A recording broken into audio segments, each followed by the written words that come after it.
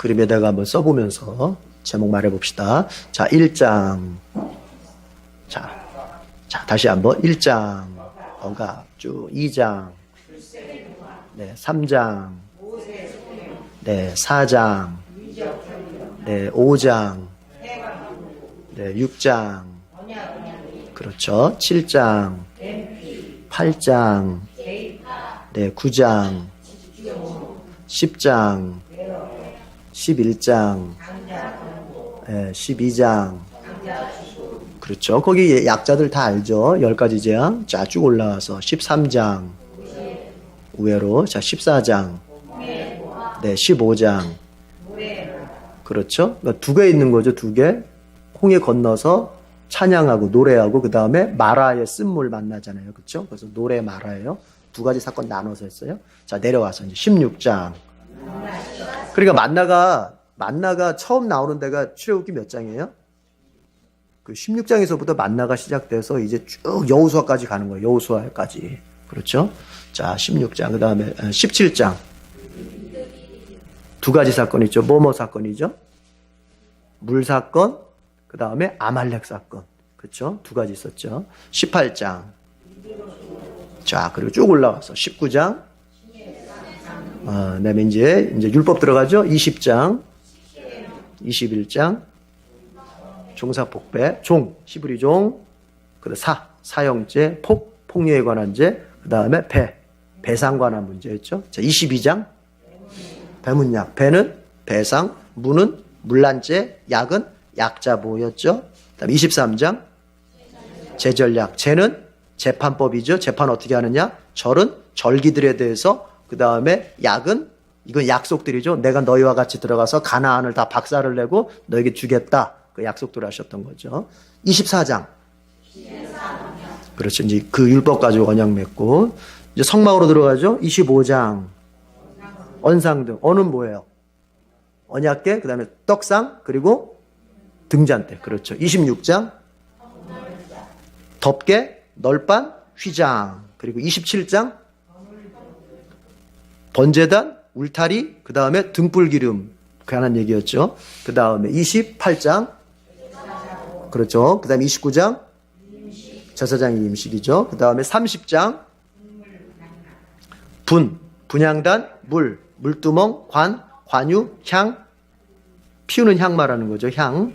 자, 그리고 31장. 건축자. 밖으로 나가서 32장. 그렇죠. 33장. 누가 중보기도 했어요? 모세가 누구를 위해서? 그렇죠. 34장. 올라가서죠. 34장 새돌판. 돌판 밑에 쓰는 거죠. 34장 새돌판.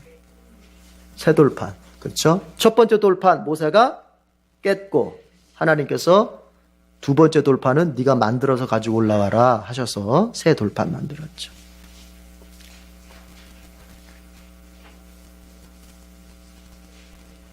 자,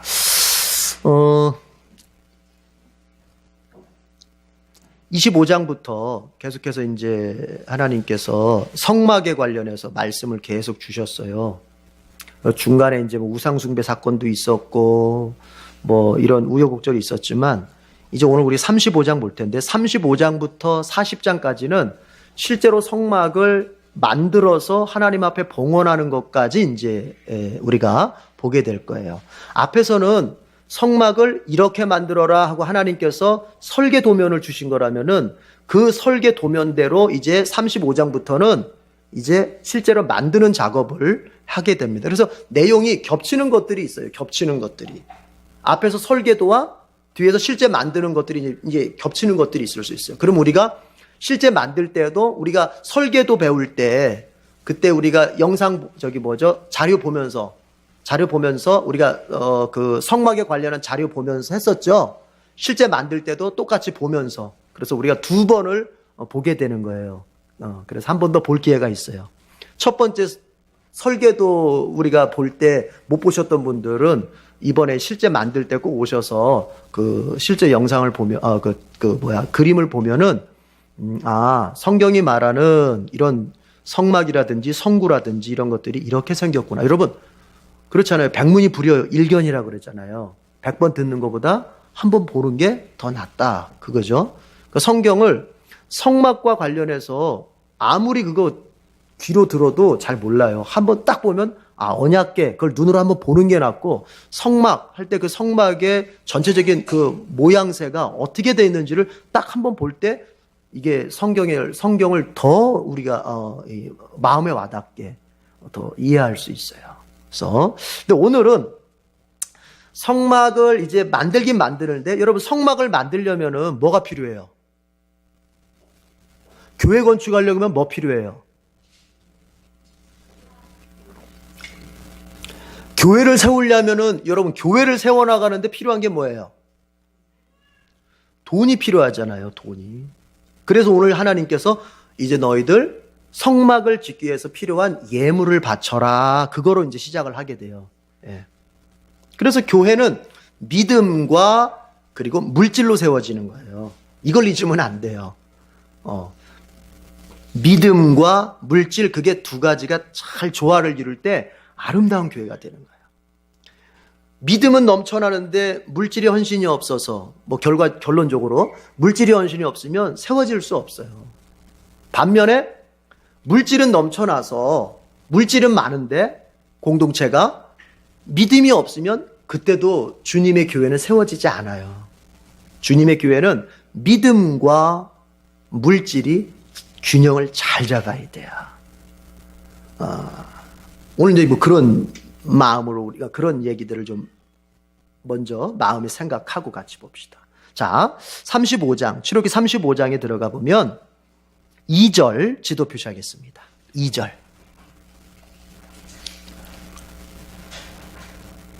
35장 2절.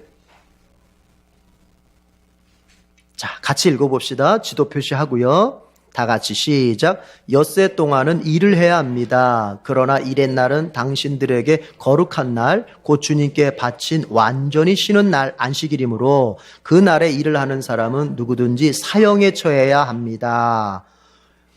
우리 지난번에 한번 31장인가요? 거기 할 때도 그랬었어요, 여러분. 하나님이 성막을 이야기하시다가 갑자기 이제 성막을 지으라는 얘기를 하시다가 갑자기 하나님께서 난데없이 안식일 얘기를 하신 적이 한 번 있었어요. 근데 여기서도 마찬가지. 이제 본격적으로 이제 설계 도면도 하나님으로부터 다 받았겠다. 이제는 성막을 만드는 딱 일만 그 성막 만드는 일을 시작해야 될 시점인데 하나님께서 또 갑자기 안식일 얘기를 하시는 거예요. 우리 그때 이런 얘기했어요. 여러분, 하나님께서 이스라엘 백성들에게 성막을 만들어라 하는 그 의도가 뭐예요? 하나님이 왜 성막을 만들라고 하신 거예요? 이스라엘 백성과 동행하고 싶어서. 뒷부분에 제가 좀 가서 그 얘기를 좀 강조할 건데 전체적으로 동행하고 싶어서예요. 그런데 여러분 이게 있습니다.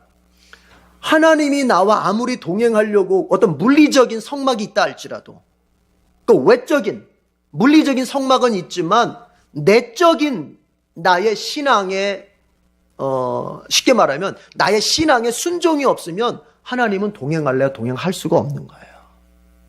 그러니까 쉽게 말해서 이런 거예요. 물리적이라고 하는 건 뭐예요? 내가 교회를 다녀요. 그렇죠? 분명히 외형상으로는 그 사람이 크리스찬이에요. 그러나 그가 내적으로는 그의 삶의 내용적인 면에서는 순종의 삶을 살고 있지 않다면 주님은 아무리 동행하고 싶어도 동행할 수가 없게 되는 거예요. 그래서 주님은 성막이라고 하는 물리적인 어떤 하나님의 임재, 하나님의 동행의 상징인 그런 성막을 주실 뿐만이 아니라 내적으로도 영적으로도 하나님 앞에 깊이 순종하는 삶을 통해서 동행을 해야 된다고 하는 것을 강조하시기 위해서 먼저 율법의 대표격으로, 그러니까 안식일만 지키면 된다는 얘기 아니에요. 안식일은 하나의 율법의 대표격이에요. 여러분 성경을 읽다 보면요, 우리가 오해하지 말아야 될 게 그런 게 있어요. 하나님이 어떤 한 가지를 이야기할 때는 그 한 가지만 지키면 된다가 아니에요. 그건 하나의 대표예요. 그것을 가장 잘 나타내주고 있는 성경의 어떤 그 문학적 표현이 대표성을 띠는 거라고 하는 것을 가장 잘 나타내주고 있는 게 바로 바울이 말하는 로마서 5장에서 얘기해요. 아담이 죄를 졌는데 왜 우리가 죄를 졌냐? 이 얘기예요. 선악과는 아담이 먹었는데 왜 내가 지옥을 가야 되는 거예요? 나는 아담하고 직접적인 관련이 없어 보이는데 시간상으로 보자면 그렇잖아요. 지금도 그렇게 따지는 사람들이 있고 지금도 자유주의 학자들 가운데서 옛날에도 펠라기우스나 이런 사람들은 어거스틴 당시에 3세기 때 이런 사람들은 왜 아담이 먹은 선악과의 죄값을 왜 내가 받아야 돼 하면서 원죄를 부인했단 말이에요. 원죄를. 그런데 그거는 바로 로마서의 그 바울의 문학적 표현을 이해를 못했던 거예요. 뭐예요? 아담은 바로 인간의 대표였대, 대표. 아담이 먹은 것은 바로 인간이라고 하는 존재가 먹은 거예요. 그런 것처럼 여러분 성경 안에 이런 대표성을 나타내는 표현들이 많아요. 바로 여기 안식일도 마찬가지예요. 그러니까 안식일법만 지키면 된다 이런 얘기하는 게 아니라 너희가 성막을 짓기 전에 먼저 생각할 게 있다. 그것은 뭐냐? 하나님의 말씀에 순종, 즉 하나님의 율법을 지키는 것이 본질이고 그 본질이 서 있은 다음에 성막이라고 하는 물리적 동행의 상징 이게 있어야 되는 거예요. 자, 우리로 얘기하자면 쉽게 이런 겁니다. 우리로 말하자면은 영적으로 정말 예수님을 영접하고 그분을 따라서 내가 삶을 살아야 되겠다고 하는 신앙적 결단이 먼저고 그 다음에 교회 다니는 것이 뒤따라가는 것이지 내가 교회 다니고 있다는 것을 방패막이 삼아서 내가 지금 하나님의 말씀대로 살아가지 않는 것을 커버할 수는 없는 거예요. 이해가 되세요? 그 얘기를 하는 거예요. 그러니까 둘 중에 하나를 굳이 성막도 중요하고 율법도 중요합니다. 그러나 둘 중에 하나를 굳이 본질적 차원에서 우선순위를 둔다면 율법이 먼저요, 성막이 뒤따라가는 거예요. 우리로 말하자면 예수 믿고 그분의 말씀대로 순종해가는 것이 그리스도인의 본질인 것이고 내가 교회 다닌다고 하는 것이 뒤따라가는 것이지 교회 다닌다고 하는 것이 앞서가고 내가 말씀대로 순종해가는 게 뒤따라가는 게 아니란 얘기예요. 잘 생각해야 돼요. 제가 이걸 자꾸 반복해서 하는 이유는 오늘날 우리의 신앙 패턴이 때로는 잘못 이해를 할 때가 있단 말이에요. 네. 그리스도인의 본질은 하나님의 말씀대로 살아가는 데 있어요. 그거예요, 그거. 지금 그 얘기 하시려고 하나님께서 안식일을 율법의 대표격으로 말씀하시는 거예요. 너희들이 엿새 동안은 열심히 일을 해라. 그리고 일의 날, 7일째 되는 날에는 이 날은 너희들에게 거룩한 날이다. 왜 거룩한 날입니까? 여러분, 제가 이런 얘기 자주 했어요. 성경이 말하는 거룩은 우리가 생각하는 어떤 유교적인 점잖음, 유교적인 고상함 이런 개념으로 이해하면 안 돼요. 성경이 말하는 거룩은 하나님하고 관련이 됐다 이런 의미예요. 하나님하고 관련이 됐다. 그러니까 일곱째 날이 너희들에게 거룩한 날인데 그 이유가 뭐냐면 그 다음에 설명이 있어요. 2절 중간쯤 보니까 곧 그날이 어떤 날이에요? 주님께 바쳐진 날이기 때문에 거룩한 거예요. 주님과 관련이 있기 때문에. 이해가 되시죠? 네.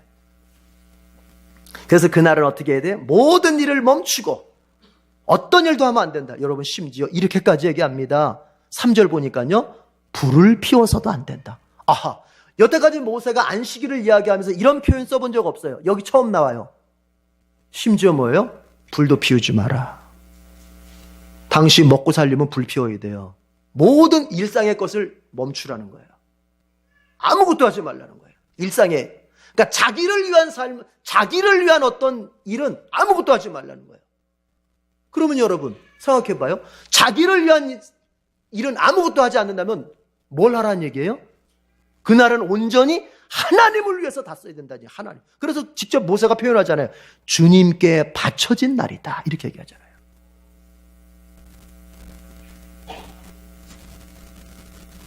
여러분, 이건 우리가 잘못 이해하면은, 야, 참 주님은 너무 우리를 괴롭힌다. 이렇게 이해할 수 있어요. 마치 우리를 골탕 먹이고 우리를 좀 힘들게 하려고. 아무것도 자기를 위하지 말고 주님을 위해서. 근데 거기는 이유가 있어요, 여러분. 어떤 이유냐면은 우리에게 완전한 쉼을 주시기 위함이에요. 완전하셔. 이걸 잘 여러분이 연결을 할 줄 알아야 돼요. 인간의 쉼이라고 하는 것, 인간의 안식이라고 하는 것은 어느 때 얻을 수 있냐면은 여러분이 붙잡고 있는 그 무거운 짐, 여러분이 붙잡고 있는 인생에 대한 그 무거운 부담감을 하나님께 내어 맡길 때 얻을 수 있는 거예요. 여러분이 걱정하고 여러분이 불안해서 밤새 잠을 이루지 못하고 여러분이 인생을 살면서 기쁨보다는 자꾸 짓눌림과 어떤 그 짓눌림이 더해져서 우울함까지 오고 이런 일이 벌어지는 것은 그것은 무엇을 뜻하는 거냐면은 여러분의 인생을 여러분이 지금 움켜쥐고 있다는 얘기예요, 지금. 인간적으로 보자면, 철학적으로 보자면은, 의지적인 관점에서 보자면은 네 인생은 네가 책임지는 거니까 라고 하는 관점에서 보자면 그 사람이 훌륭한 사람으로 추대될 수 있을지 모르겠지만 신앙적 관점에서 보자면 그 사람은 믿음이 하나도 없는 사람인 거예요. 하나님은 어떻게 하기를 원하시느냐? 우리가 하나님 앞에 우리의 인생을 하나님 앞에 다 받쳐놓고 살기를 바라시는 거예요. 여기 그래서 이 표현은 뭐냐면 이렛날 그 날을 주님께 완전히 바쳐서 살아라 이런 말은 뭐냐면은 여러분 그 날만 그렇게 살라는 게 아니에요. 우리의 인생이라고 하는 것이 언제 쉼을 얻을 수 있느냐? 매일이 나의 그 무거운 인생의 짐을 주님께 바쳐놓고 살 때만 우리는 쉼을 얻을 수 있고 안식을 얻을 수 있는 거예요. 여러분 한번 가만히 생각해 봐요. 여러분 예수 왜 믿으세요? 성화하려고만 예수 믿는 거예요? 하도 우리 교회가 성화의 삶을 강조하다 보니 성화하려고만 예수 믿는 거예요? 그게 먼저가 아니에요. 우리는 우리의 인생의 무거운 짐을 주님께 맡겨드리고 가벼움 속에서 성화의 길을 가야 되는 거예요. 우리가 짓눌리고 우리가 현실 속에서 짓눌리고 우리가 막 믿음이 현실에 짓눌려가지고 힘을 쓰지 못하는데 어떻게 성화의 삶을 살아요? 안 돼요. 순서가 있어요. 먼저 뭐예요?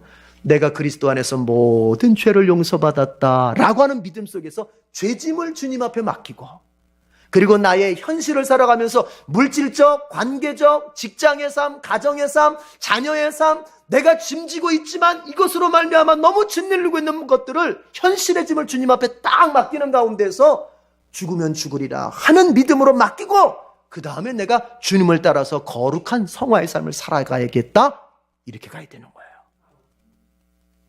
여러분이 어찌 보면 성화의 삶을 잘 이뤄가고 싶은데 그러지 못하는 데는 다른 이유가 없어요. 뭔지 아세요? 다른 이유가 없는 거예요. 의지가 약해서요? 아니요. 여러분 성화는 내 의지로만 이룰 수 있지 않습니다. 의지가 첫 단추가 아니에요. 성령의 도우심이에요. 그러면 성령이 도우시는데도 왜 나는 성화의 삶을 잘 이루지 못하고 있죠? 아하, 내가 현실의 삶을 주님 앞에 맡기지 못하고 내 속에서 불안해하고 내 속에서 염려하고 내 속에서 짓눌려 있기 때문에 그런 거예요. 여러분 현실을 불안해하는 사람이 그러니까 이런 거잖아요. 지금 먹고 사는 것도 불안한 사람이 고상한 영적인 삶을 추구하지 못하는 거예요.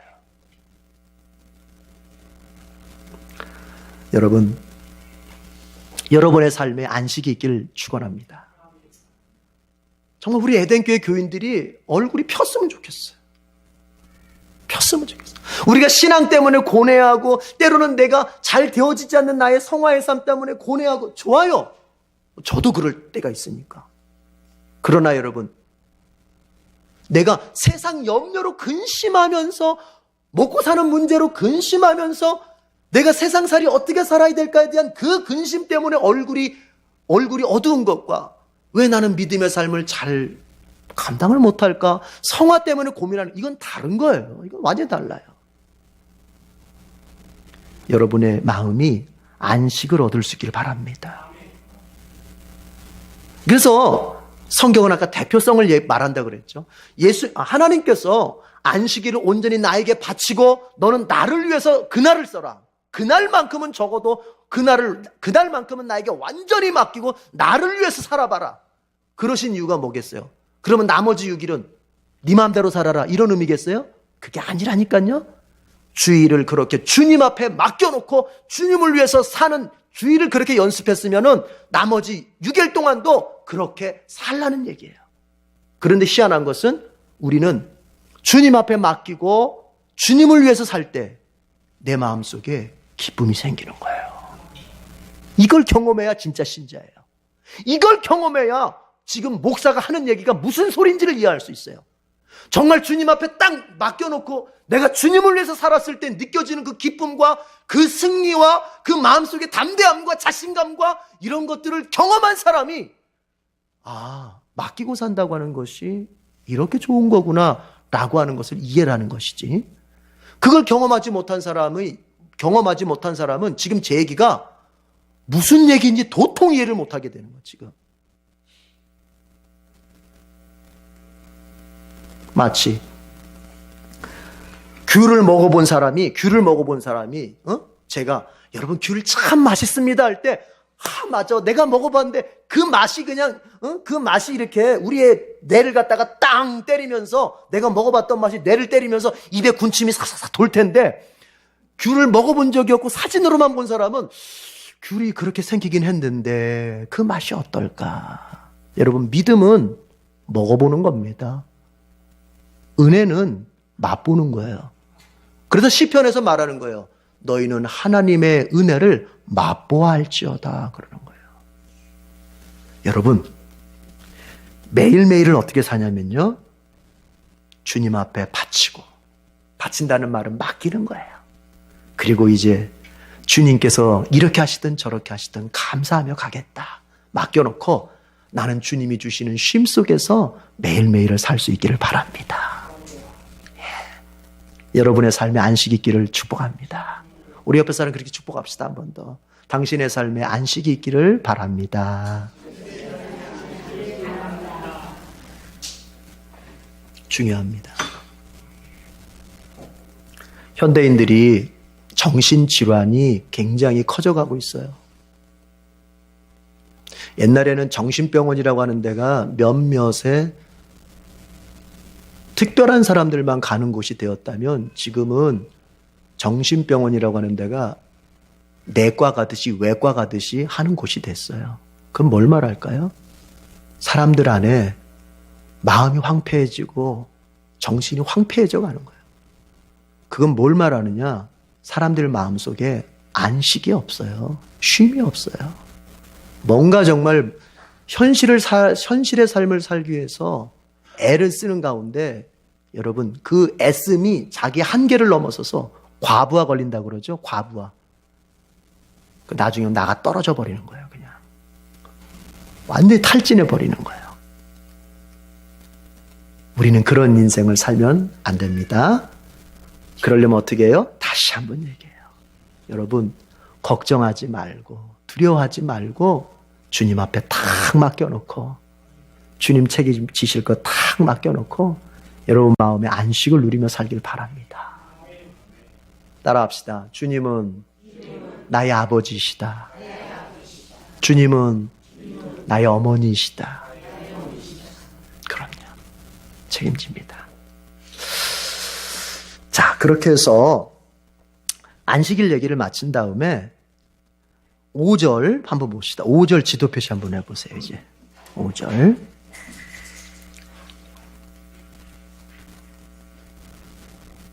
자, 5절, 35장 5절 같이 읽어봅시다. 시작. 당신들은 각자의 소유 가운데에서 주님께 바칠 예물을 가져오십시오. 바치고 싶은 사람은 누구나 주님께 예물을 바치십시오. 곧 금과 은과 동과 하면서 쭉 나오고요. 21절. 자, 그래서 백성들이 어떻게 했을까? 21절. 하나님께서 그렇게 바치고 싶은 사람들 그렇게 바쳐라 했더니 21절 나침반 표시하고요. 나침반 녹색 칠하시고 같이 읽어봅시다. 시작. 마음이 감동되어 스스로 그렇게 하기를 원하는 사람은 모두 나서서 회막과 그곳의 제사에 필요한 모든 것과 거룩한 옷을 만들 수 있도록 갖가지 예물을 주님께 가져왔다. 아멘. 하나님께서 이제 성막을 지을 텐데 너희 마음에 정말 원하는 사람, 기쁨으로 드릴 수 있는 사람, 바치고 싶은 사람은 누구라도 내가 막지 않는다. 주님 앞에 예물을 바쳐라. 차별이 없다는 얘기예요. 그래서 주님께서 이제 그 다음에 목록을 말씀하시는데 여러분 보면은 어떤 사람은 금, 은, 동도 있지만 어떤 사람은 실 한 줄. 금이 없으면은 은이 없으면 동이 없으면 실 한 줄이라도. 네. 그러면서 하나님께서 때로는 이것저것도 없으면 아카시아 나무, 어디 길거리 다니다가 아카시아 나무 있으면 그 아카시아 나무라도 필요하니까 가지고 와라. 여러분, 주님의 교회를 세워나가는 데 있어서는요, 바울이 말했죠. 금그릇도 있고, 은그릇도 있고, 동그릇도 있고, 또, 어떻게 보면 하찮게 보일 수도 있지만, 나무그릇도 있다. 주님의 집에 금그릇만 있는 것도 아니고, 주님의 집에 무슨 나무그릇만, 질그릇만 있는 것도 아니고, 여러 다양한 일꾼들이 있고, 여러 다양한 재능들이 있고 여러 다양한 그릇들이 있는 거예요. 그 사람들이 모여서 주님의 교회를 형성하는 거예요. 그러면 제일 중요한 게 뭐겠어요? 서로를 무시하지 않는 마음, 서로를 존중하는 마음이에요. 너의 은사가 내 은사보다 못났다. 너의 가진 재능이 내 거보다, 너의 가진 물질이 내 거보다 이렇다 비교하는 게 아니에요. 그거를 그랬다가 바울한테 아주 따끔하게 혼난 교회가 바로 고린도 교회였잖아요. 주님께서는 교회 안에 다양한 신자들을 모아놓으셨고 다양한 재능의 사람들, 은사의 사람들을 모아서 그들이 하나 되어 주님의 교회를 형성하게 했는데 왜 너희들이 서로를 보면서 차별하고 서로를 보면서 비교하는 가운데서 무시하고 그렇게 하느냐? 그게 고린도 교회예요. 여러분, 에덴 교회가 가장 아름다울 수 있을 때는 언제냐면요, 서로 비교하지 않고 자기의 가진 바를 통하여서 모두가 기꺼이 하나님 앞에 쓰임받기를 바랄 때인 것입니다. 어떤 사람은 좀 더 많이 가질 수 있고요, 어떤 사람은 덜 가질 수 있어요.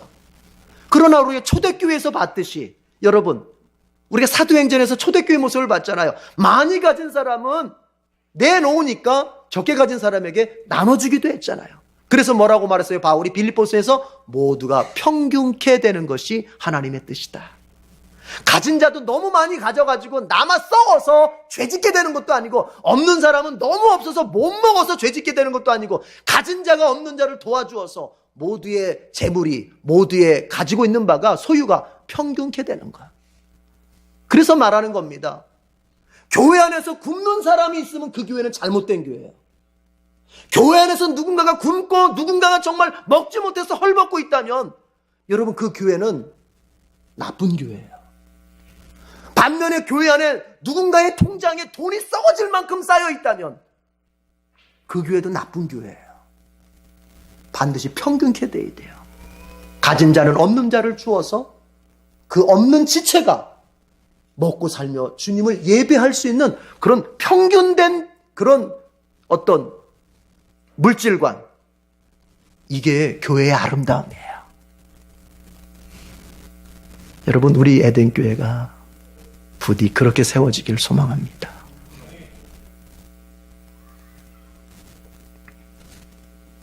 그래서 주님께서는 예물을 바치는 데 있어서도 누구 것은 귀하고 누구 것은 하찮다, 없다, 그런 거 없다. 누구라도 어떤 것을 가지고 와도, 여러분, 우리가 두 렙돈을 바쳤던 그 여인에게 예수님께서는 야, 여기 있는 사람들 가운데서 네가 제일 많이 바쳤다, 이렇게 말씀하셨잖아요. 이런 설교하면은 교인들이 속으로는 이럴 수 있을 것 같아요. 에휴, 목사님, 성경은 예수님 그렇게 얘기했지만 실제 목사님은 다르잖아요.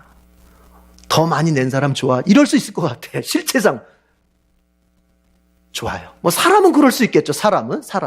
그러나 여러분, 하나님이 그 봉헌을 헌금하는 것을 보는 그 기준이 제가 다르다고 얘기했어요. 자, 어떻게 달라요?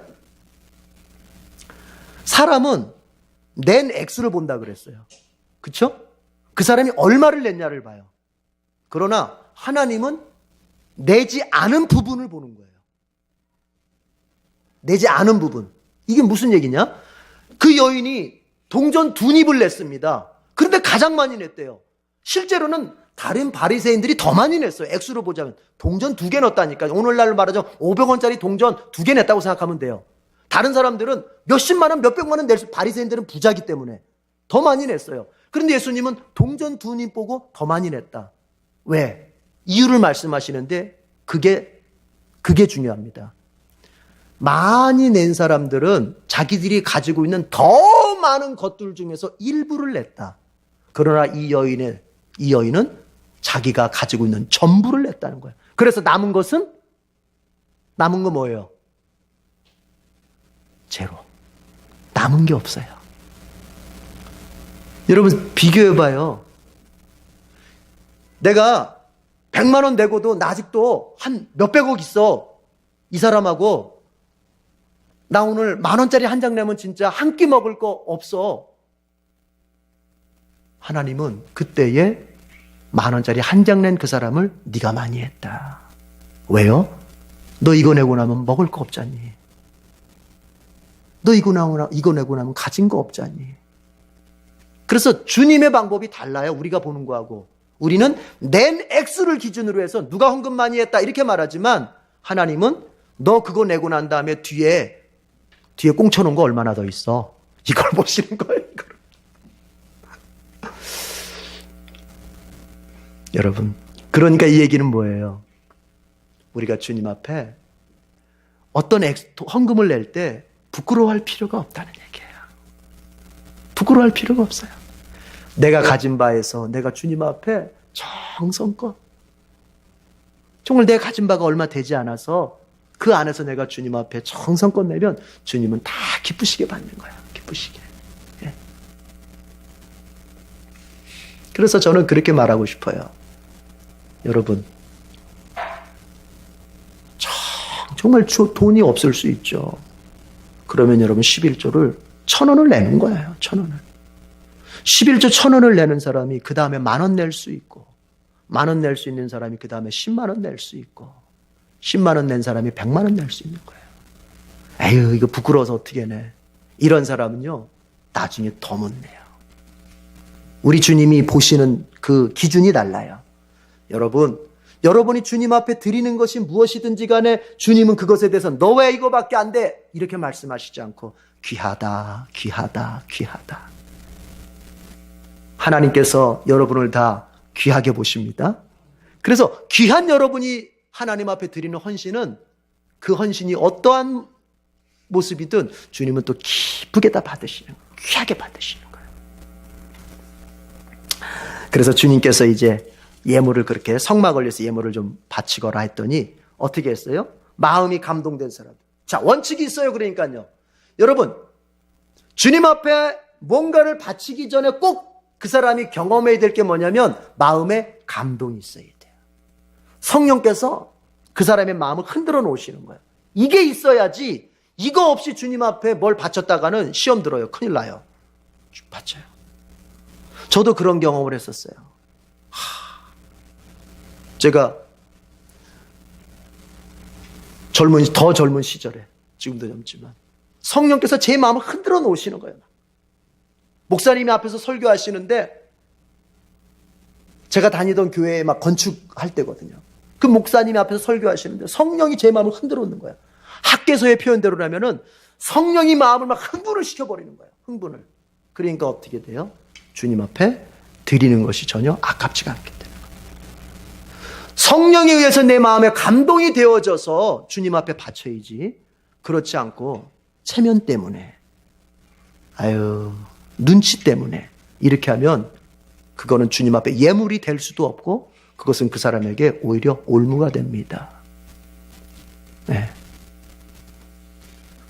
성령께서 여러분 마음속에 감동을 주십니다. 네. 그런데 감동을 받았을 때는요, 결단을 하셔야 돼요.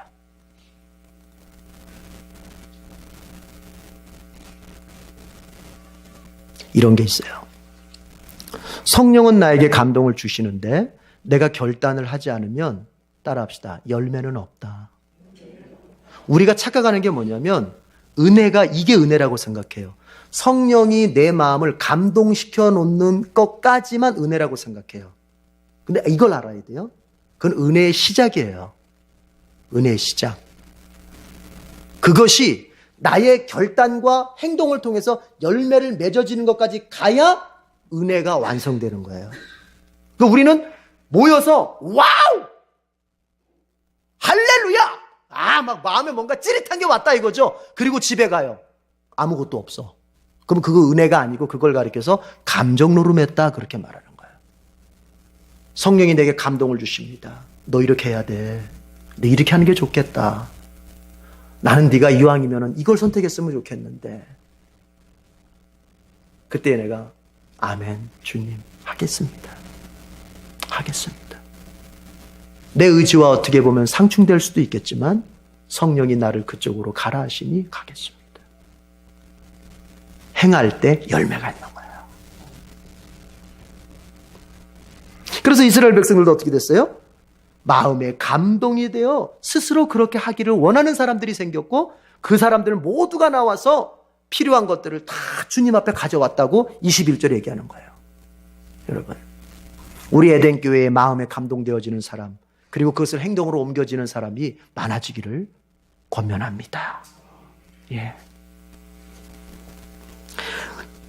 교회의 일은요, 여러분 주님께서 성막의 일을 어떻게 하시냐면요, 여러 사람들이 연합해서 하기를 바라시는 거예요. 연합해서. 그래서 이런 사람 저런 사람 와서 해라 이렇게. 교회는 어떤 유력자 한 사람에 의해서만 세워지면 곧 문제가 되어버립니다. 교회는 모두가 연합해서 해야 돼요. 그래서 모두가 참여하는 거예요. 우리에게 조그마한 것이라도 내가 참여함으로써 이 공동체를 더욱더 빛나게 할 수 있고 이 공동체에 혜택을 줄 수 있다면 여러분 기꺼이 참여할 수 있기를 권면합니다. 주님은 그 헌신을 높게 보시는 거예요. 그게 작든 크든. 여러분 신앙의 힘이 어디에 있을까요?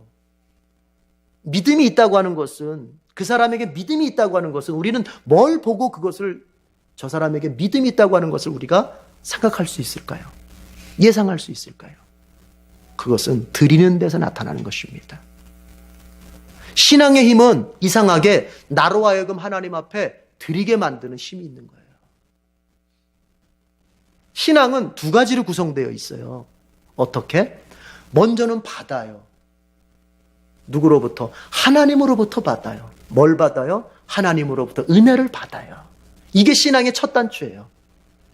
드리는 게 먼저가 아니에요. 드리는 거를 먼저 하나님이 요구하시잖아요. 하나님이 먼저 우리에게 주시는 것이 있는 거예요. 아까 말씀대로 마음에 감동이 되었던 그게 뭐가 돼? 하나님 주시는 바가 있어요. 우리에게 은혜를 주셔요.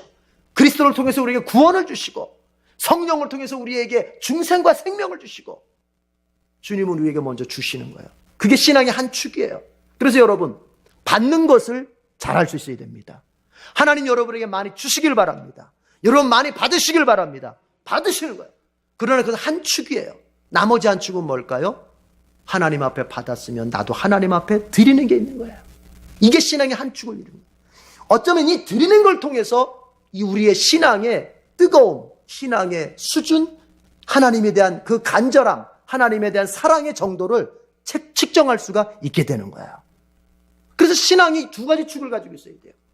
받고 드리고 받고 드리고 드렸더니 비어진 공간에 하나님이 다시 은혜를 주시고 이것이 돼야 되는 거예요. 이게 잘 돼야 돼요. 여러분 우리 알죠? 사해바다가 왜 죽었다 그래요? 왜 썩었다 그래요? 들어오긴 하는데 나가질 않아서. 여러분 우리가 주님으로부터 은혜를 받고 그리스도의 십자가를 통해서 구원을 받았습니다. 그런데 그것이 머물러만 있으면은 그 썩어요. 썩는다는 건 뭐예요? 신앙이 점점점 도태되고 신앙이 점점점 약해지고 신앙이 점점점 희미해지는 거예요. 그럼 주님으로부터 받은 이 은혜가 더 활성화되고 뜨거워지는 건 어디에 있느냐? 내 몸을 드리고 내 물질을 드리고 내 시간을 드리고 주님 앞에 나를 내어드릴 때 이 신앙이 더 활활 타오르게 되는 거예요. 여러분 불 피워놓고 불을 앞에다 피워놓고 모닥불을 피웠다 합시다. 모닥불을 피워놓은 다음에 사방을 다 막아보세요. 그 불이 나중에 어떻게 될까요? 꺼져버리는 거예요. 산소의 공급이 안 되기 때문에 꺼져버리는 거예요. 그러나 죽어가는 불도 여러분 막고 있는 모든 것들을 제쳐놓고 산소를 공급해 보세요. 다시 활활 타오릅니다. 우리의 신앙이 힘을 잃어가고 우리의 신앙이 뭔가 능력이 없고 우리의 신앙이 뭔가 뜨거움이 점점점 죽어가는 것은 주님 앞에 드려지는 이 부분이 막혀있기 때문이에요. 막혀있기 때문에. 드리면서 희열을 느껴야 돼요. 드리면서. 주님 앞에 드리는 가운데서 여러분 안에 기쁨을 경험할 수 있어야 돼요. 그럴 때 신앙이 활발하다고 그래요. 신앙이.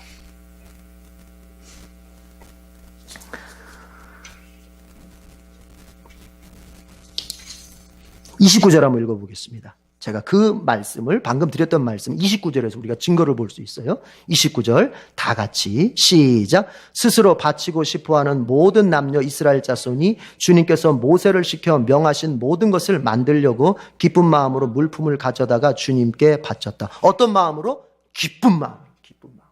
이걸 경험해야 돼요. 이거를. 주님 앞에 다 바치는데 이상하게 내 마음은 기뻐. 여러분, 이것이 신자가 기쁨을 누리는 방식입니다. 우리는 움켜쥐고 우리는 내가 쥐어틀어서 풍요로워지고 기뻐지는 존재가 아니라는 걸 알아야 돼요. 신자는.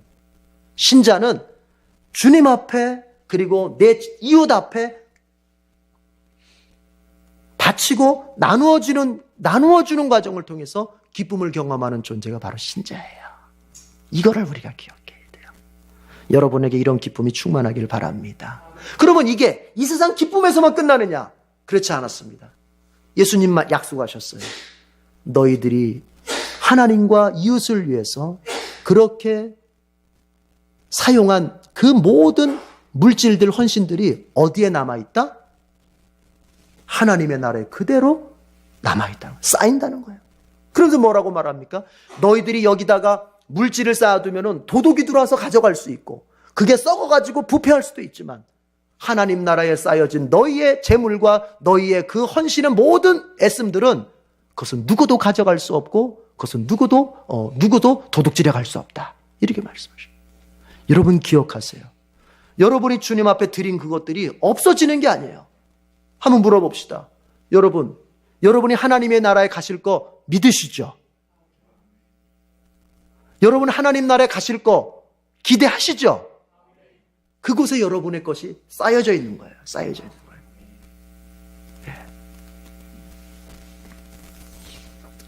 자, 마지막 단락 보고 마칩시다. 30절 지도 표시하고 30절 지도 표시하겠습니다.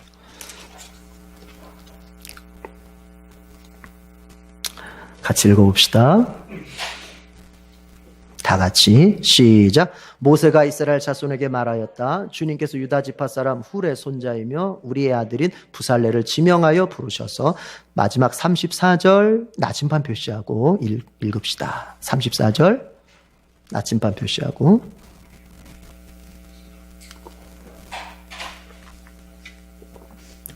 34절 시작. 또한 주님께서는 그와 단지파 사람 아이사막의 아들 오홀리압에게는 남을 가르치는 능력도 주셨다. 자, 이제 성막을 만드는 일에 모두가 참여하지만 그렇다고 해서 모두가 기술자가 돼서 참여할 수는 없죠. 그러니까 이런 거죠. 어떤 사람은 물질로 후원함으로써 성막의 일에 동참하고 어떤 사람들은 자신의 기술을 헌신함으로써 자신의 몸을 헌신함으로써 성막을 만드는 일에 쓰임받게 되는 거예요. 마찬가지예요. 주의 일이라는 건 그런 거예요. 그래서 모두가 하지만 그 역할과 기능은 다 달라지는 거예요. 여러분과 제가 하나님의 나라를 위해 쓰임받지만 역할이 다른 거예요. 목사로서 내가 설교하고 여러분들에게 말씀을 가르치는 일로, 여러분은 집사로서 정말 교회의 재정을 관리하고 교회의 살림을 관리하고 교회를 봉사함으로써, 또 어떤 사람은 찬양대로서 이러저러한 교사로서 쓰임받아요. 다 달라요. 그러나 여러분 한 가지 목적은 분명해요. 목적은 같은 거예요. 하나님의 나라를 세워가고 하나님의 교회를 세워가는 거예요. 우리가 선교도 마찬가지입니다. 모두가 가서 선교할 수 없잖아요. 그래서 선교사로 특별히 훈련받은 사람들이 그 적지에 들어가서 선교사로서 복음을 전합니다. 우리는 후방에서 뭐 해줍니까? 우리는 물질과 기도의 후원을 통해서 그들의 선교를 도움으로써 우리는 하나님의 선교에 동참하게 되는 거예요.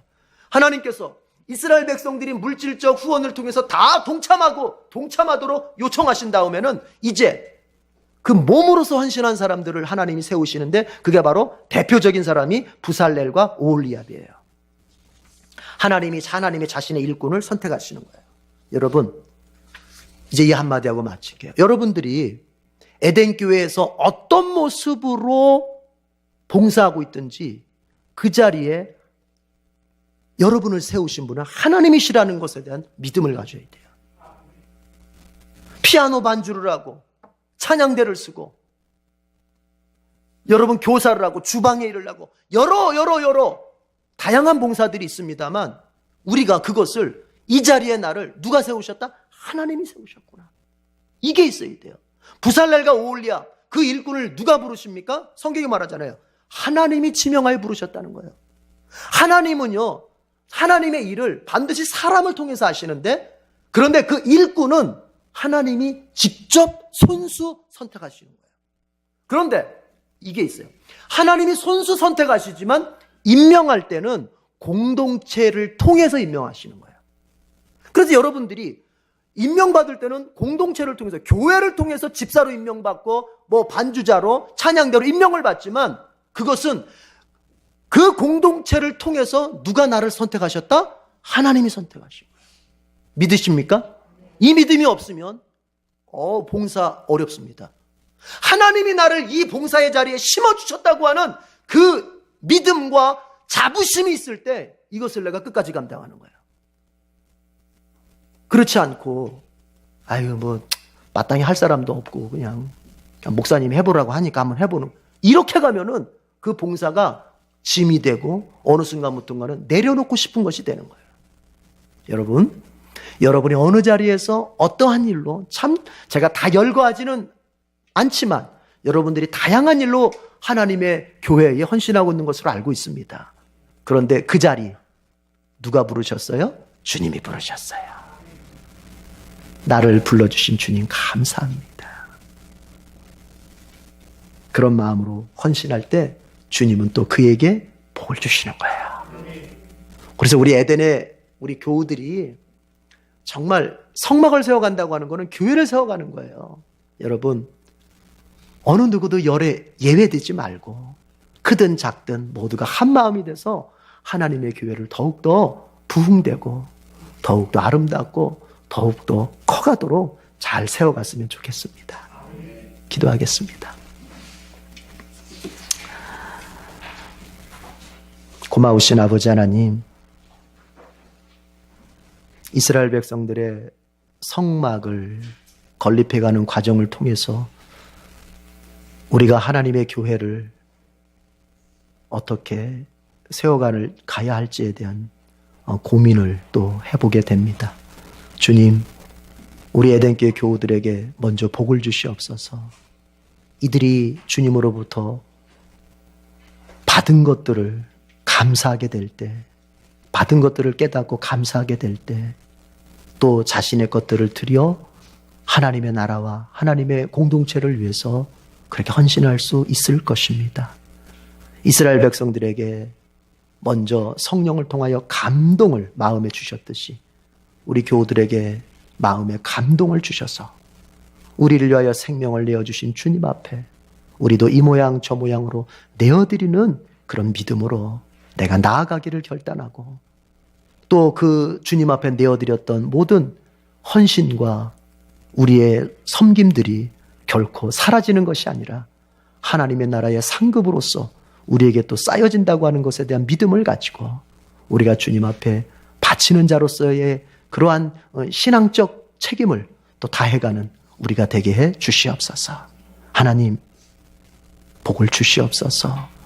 그리고 받은 복으로 주님의 나라와 주님의 교회를 또 세워가게 하시옵소서. 감사합니다. 예수님의 이름으로 기도드립니다. 아멘.